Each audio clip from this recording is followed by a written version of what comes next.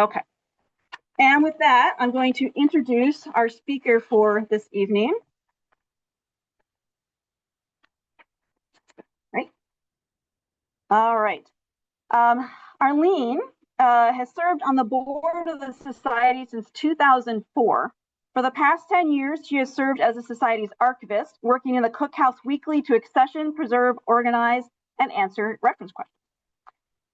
She graduated from the University of Michigan with a BA in education in 1972 and an MA in library science in 1973.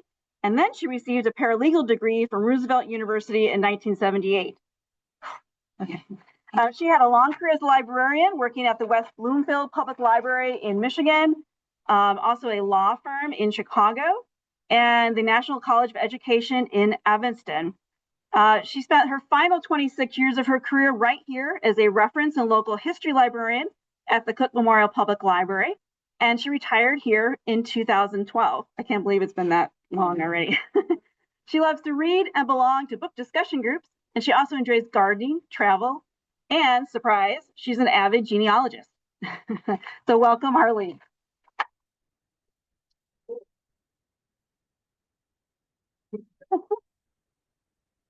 Thank you. Thank you. Well, welcome, everyone. I am excited tonight to share some memories with you, to unlock memories. And that's what we strive to do in the archives. We have a wonderful group of volunteers, historical helpers who preserve family memories that have been entrusted to us. Things like letters, diaries, family portraits, local pictures. So why are these things important and worth preserving? It's the wonderful stories they tell. And that's what we love to find out. We love to dig deeper and find these stories.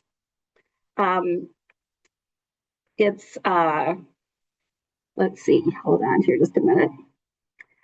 So these stories give us an important glimpse back in time, sometimes bringing to light people and events that may have been forgotten. So let's start our slideshow. This is the slide of a part of a collection that we received in 2024 from the Ray family, and it had great storytelling potential. The Rays have a long history in the Libertyville Mundelein area, and if some of you have lived here a long time, perhaps you might recall the Ray Brothers Dance Pavilion, Lloyd Ray's Insurance Agency, or Skank Hardware that was owned by Vance Ray for many years. Well, there were so many Rays.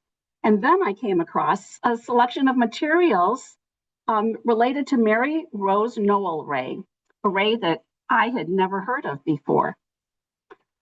She was a public relations professional who worked for American Airlines, and she lived really quite an extraordinary life.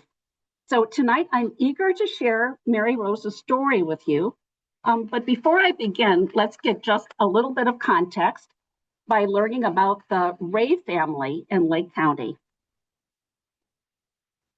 So here is an 1885 plat map. George Ray was 2 years old when his father, Ira, and his mother, Emmeline, moved to Lake County from Madison County, New York in 1853.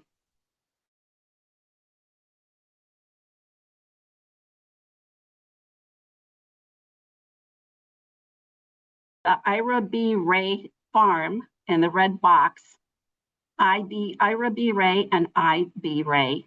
I'd also like you to notice the Darby property along Diamond Lake and the William Rouse farm that's just north of the Ray property. That also, you see there's a little wedge that also extends to Diamond Lake.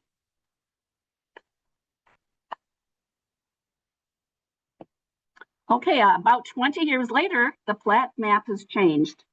George grew up and married Harriet Rouse, William Rouse's little sister. George also worked as a carpenter and farmed. Later, in 1889, lakefront property was acquired by the Rays through the sale of neighbors' farms, including the Darbys.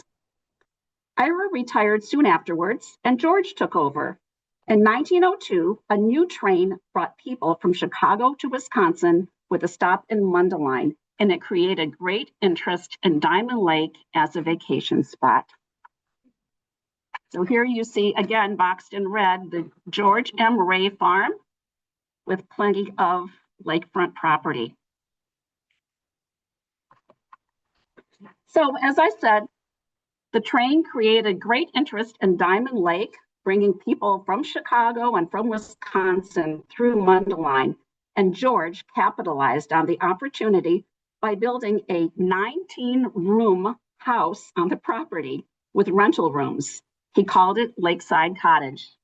And we have a lovely postcard here, courtesy of the Dunn Museum, showing Lakeside Cottage, Diamond Lake in the background, and it says George M. Ray, proprietor.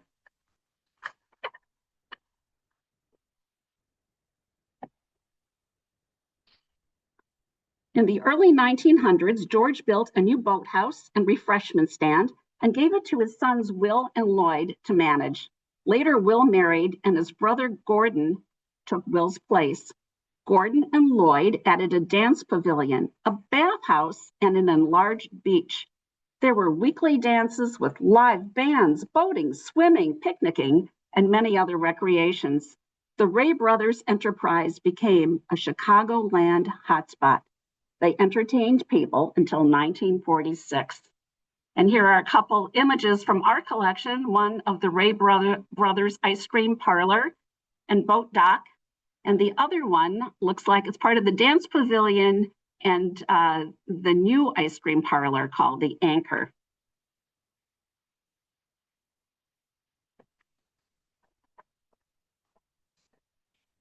Lloyd lived in Libertyville, where he also owned a real estate and insurance brokerage business.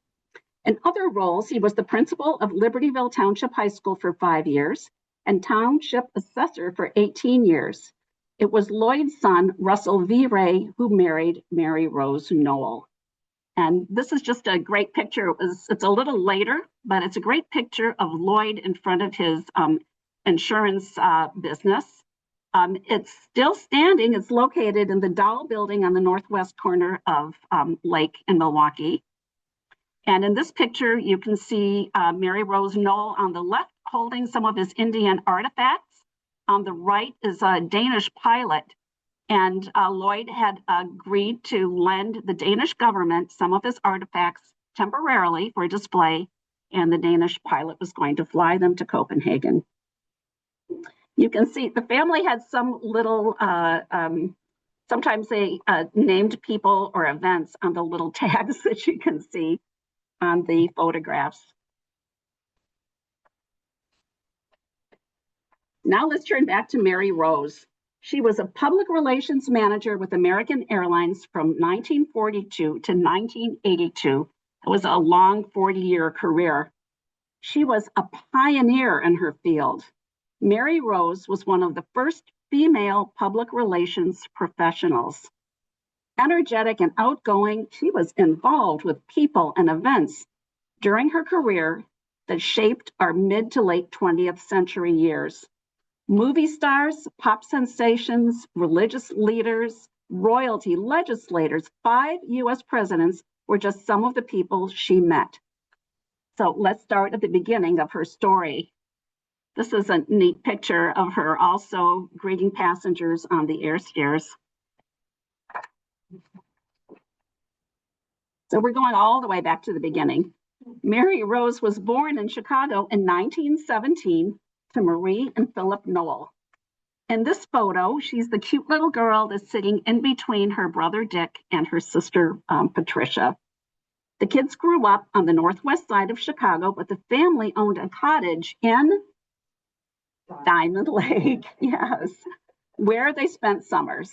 And it's very likely that the Noels and the Rays knew each other and were not just acquainted, but perhaps even good friends.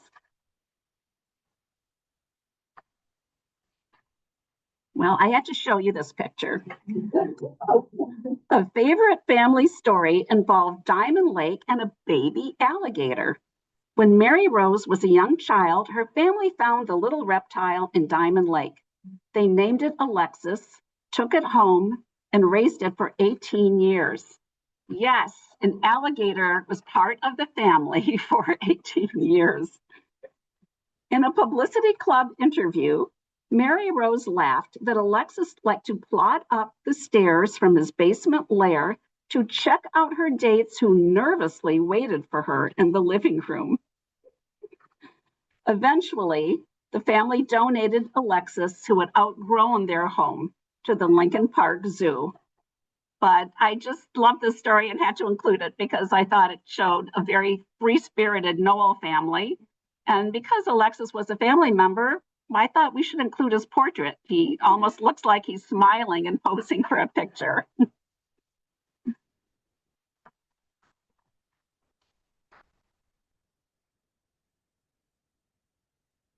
Miss Noel graduated from Roosevelt High School in 1934, then North Park Junior College in 1936, where she was one of the first 4 female cheerleaders. Here we have photos of those cheerleaders. Mary Rose is just behind the car, and she is to the left of the trio of girls.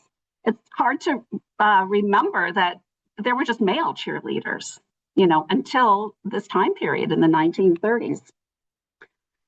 Then Mary Rose moved on to Northwestern University, where she was a reporter for the Daily Northwestern. She became reacquainted with Russell V. Ray, a track star from Libertyville, who would become her future husband. In 1938, Mary Rose graduated with a degree in journalism. She worked briefly for the Boy Scouts of America before beginning her long airline career. We also have a clipping from the Daily Northwestern, and if you can barely see it, but boxed in red, it says Mary Rose Noel, and she is listed with reporters. In 1942, Mary Rose was hired as a public relations assistant at American Airlines, working first at Midway. During World War II, her job involved contact with the press, arranging priority military travel, and travel for businesses involved in war contracts. At the same time, she met celebrities like Bob Hope and Jerry Coloma. Anyone remember Jerry Coloma?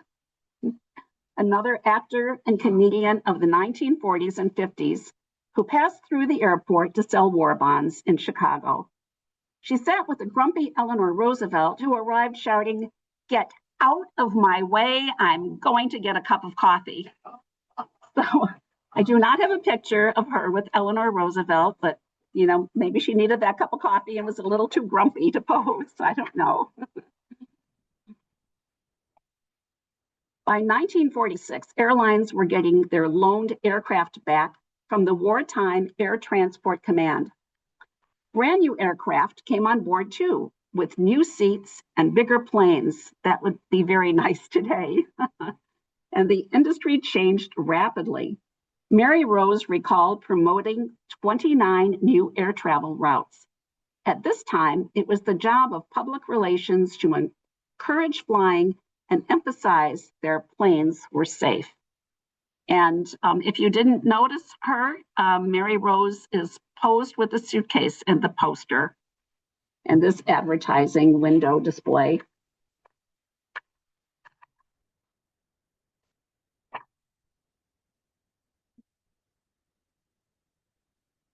In 1947, Mary Rose was featured in the Glamour magazine article as one of the women leaders in the newly important and vastly expanded field of public relations. She was profiled in Glamour at age 30, accomplishing all of this in her 20s.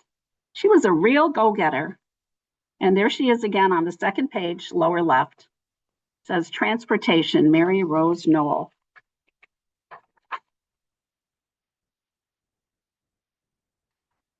In the early 1950s, there were 2 important landmarks in Mary Rose's life. She married Russell Ray, seen here to the right of Mary Rose, just to the left of the center of the table. Russell was a lawyer then in 1952. They later settled on Linden Lane in Libertyville. And at the same time, Mary Rose also left Midway and she moved to an office in American Airlines downtown headquarters, and she continued the career that she loved.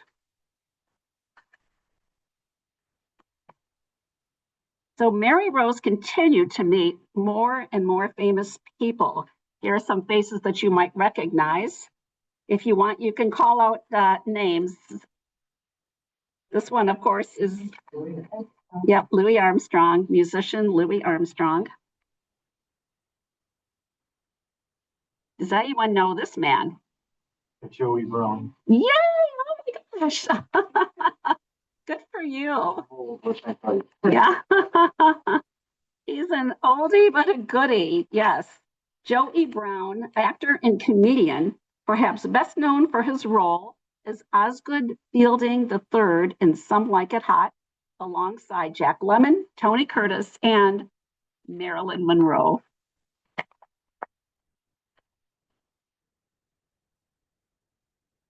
Hey, how about these, the woman and the girls in the middle? Yes, Pat, Tricia, and Julie Nixon. And this was taken when Richard Nixon was vice president under President Eisenhower. Who's your friend?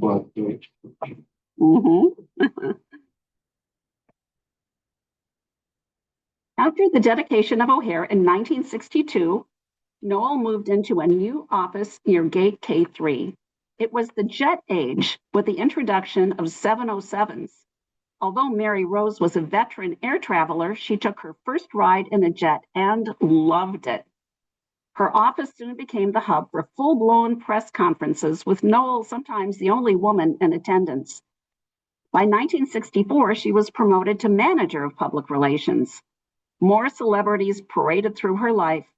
During her career, she met Presidents Eisenhower, Kennedy, Nixon, Johnson, and Carter. I don't have any photos of her with the presidents she met, but I have another selection of photos to show you. And in this picture, of course, you can see Mary Rose again. She appears to be the only woman in the room on the far left. So if you grew up Catholic in Chicago, you might know who this is. Yep, John Cardinal Cody. He was the Archbishop of Chicago from 1965 to 1982. And with him is Father Keogh.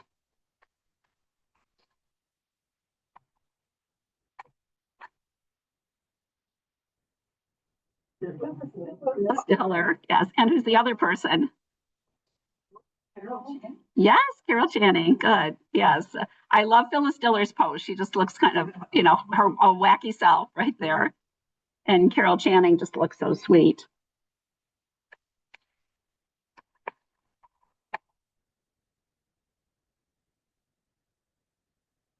There you go. Well, you can see, yeah, and his wife, Gloria. Yeah.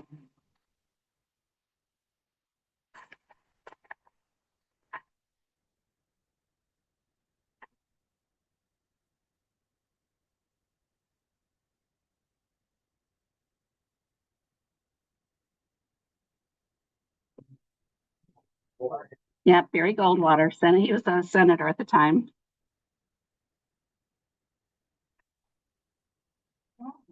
Anyone know who this is?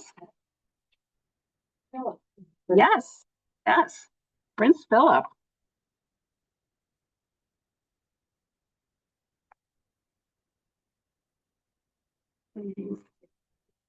Yeah, Lady Bird Johnson, and this she was taken at the LBJ Ranch.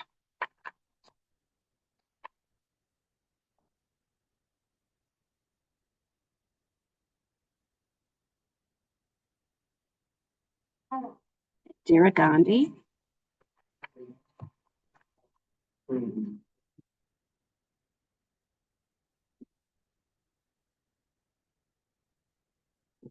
Senator Ted Kennedy. It seems that Mary Rose had a charmed career filled with glamour and fun, but there were challenging times as well. It wasn't all glamour and fun. Her toughest year was 1979. So who remembers what happened in January of 1979? Well, that's my second surprise. But in January, the blizzard. Yes, there was a blizzard. So the Great Blizzard of 1979, the storm, which began on January 12th, dumped nearly 2 feet of snow on the city over a 2-day period, creating massive snowdrifts and impossible streets. Air travel was paralyzed. And under this picture, it says big snow clogs, roads, shuts O'Hare. Finally, one of 6 major runways was cleared at O'Hare, and Mary Rose was able to send a delayed lyric opera cast off to Milan. The songbirds have flown the coop, she quipped, and the Tribune used that as the article title. But she was also responsible for keeping thousands of other stranded travelers informed. So it wasn't all a happy and easy job. Sadly, another event, this one with horrifying consequences, occurred just months later. And that was The airplane crash. Yep, the airplane crash. Yes. On May 25th, American Airlines Flight 191 left O'Hare bound for Los Angeles.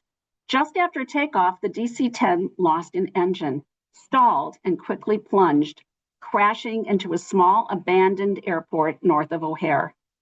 The heat generated by the fully fueled plane was so intense, firefighters couldn't even approach the site for an hour. All 272 passengers instantly perished. Including crew, the total was actually 277 on the plane, plus there were 2 people on the ground, so the total was really 279. At the time, it was the worst air disaster in U.S. airline history. So it looks like there's hardly anything left in this picture, just debris. And I found out that the plane crashed near Touhy Avenue and Mount Prospect Road. And near there is a park. It's called Lake Park in Des Plaines, and there is a memorial to the victims of the plane crash. It says there was rain of fire falling. It went up in flame.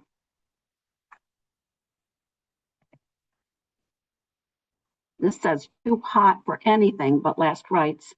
Mary Rose personally knew the crew and felt devastated. But as the enormity of the crash unfolded, she had to set emotions aside and face the press, who wanted answers.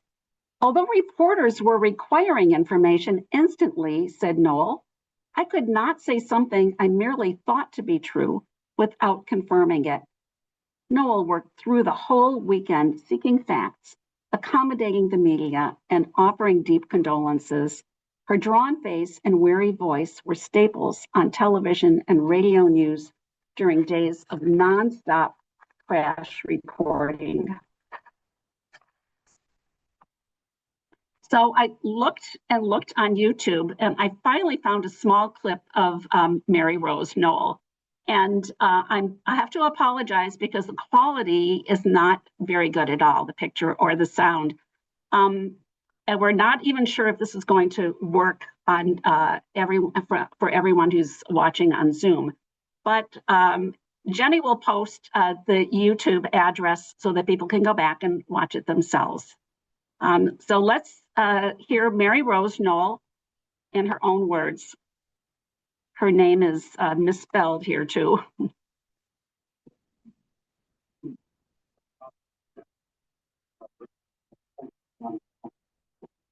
Some people did have to call to see if their friends were 191. People and the powerful for passengers on the flight that never left the airport for now to fly around to see what comfort they could. They're like, oh, what is it that is really expensive? Comfort. The most out here.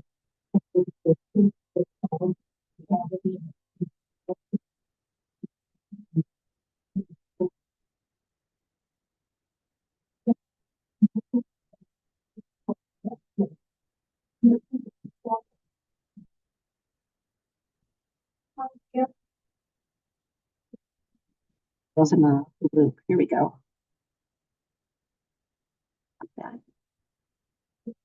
Oh, here we go again. Is it going to start again? I'll just leave it right there. So I'm sure all of you in the room here would recall a time before 9/11 when you could just walk to the airport, and you could walk your friends to the gate.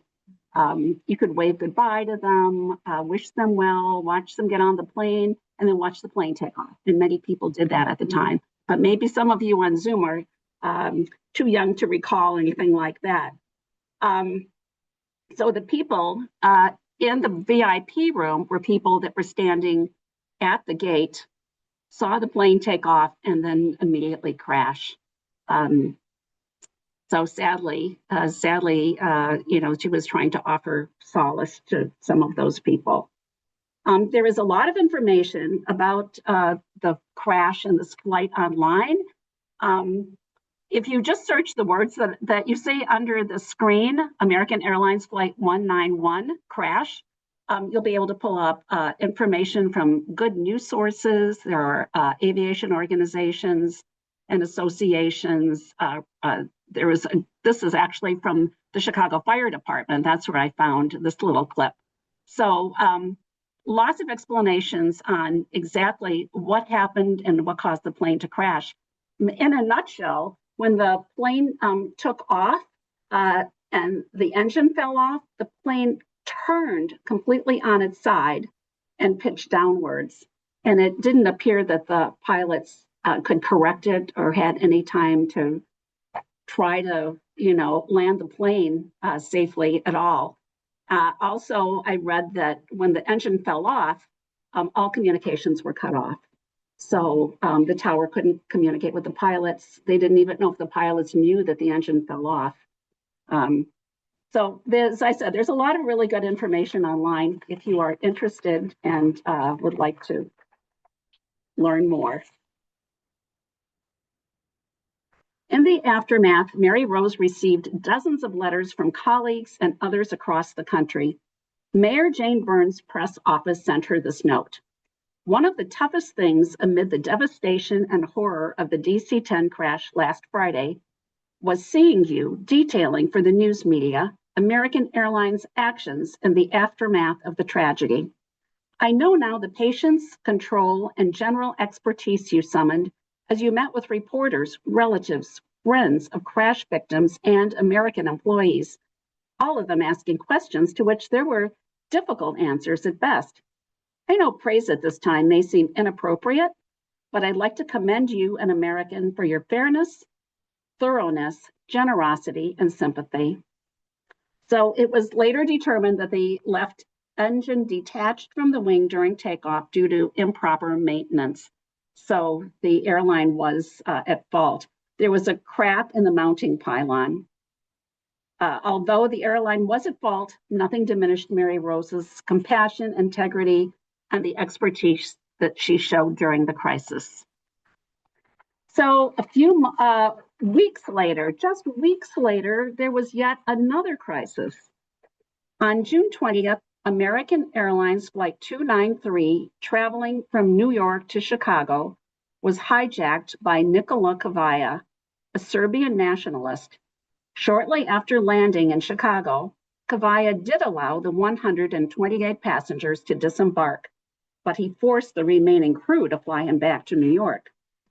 Kavaja's plan was to fly from New York to Ireland and then to Belgrade, where he could crash into Yugoslav Communist Party headquarters. The hijacker ended up surrendering to Irish authorities at Shannon Airport. And it was certainly another terrible episode for Mary Rose, but this time there was no loss of life. And in this front page picture, you can see passengers disembarking from the plane. After these events, Mary Rose was asked to lecture and teach others about crisis management and public relations. She received numerous accolades and awards, including 1979 Headliner of the Year by Chicago Women in Communications and 1980 Woman of Achievement Award from Illinois Press Women. So, and here is a certificate of appreciation from the Department of Transportation. Here's a later picture of Mary Rose. She retired in 1982, but she continued traveling around the world and working as a travel writer. She still lived in Libertyville with her husband, Russell, but they spent winters in Longboat Key and they celebrated their anniversary yearly in Mexico. Sadly, Russell died in 1991 at the age of 74. This looks like it's around Mary Rose's retirement.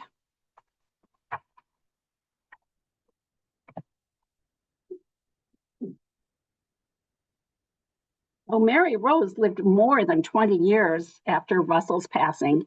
And here's a photo of her late in life. She lived to the age of 95. She passed away December 23rd, 2012. One of those special individuals from our past who truly did make a difference.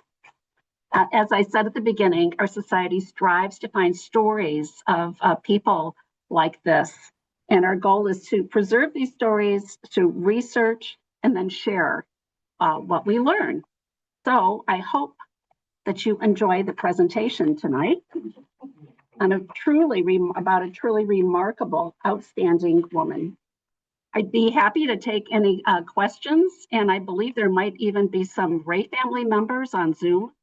So if I can't answer something, perhaps they can. Any questions? No. I just felt that when I started looking through all these pictures, it just kind of took me back in time. And I just thought, you know, the styles that they wore, the struggles that Mary Rose had as, you know, one of the few women in her field, and the events that took place too. I thought her career really contained a good part of our later 20th century decades. So I hope you felt the same way, and I hope you enjoy the presentation. Thank you.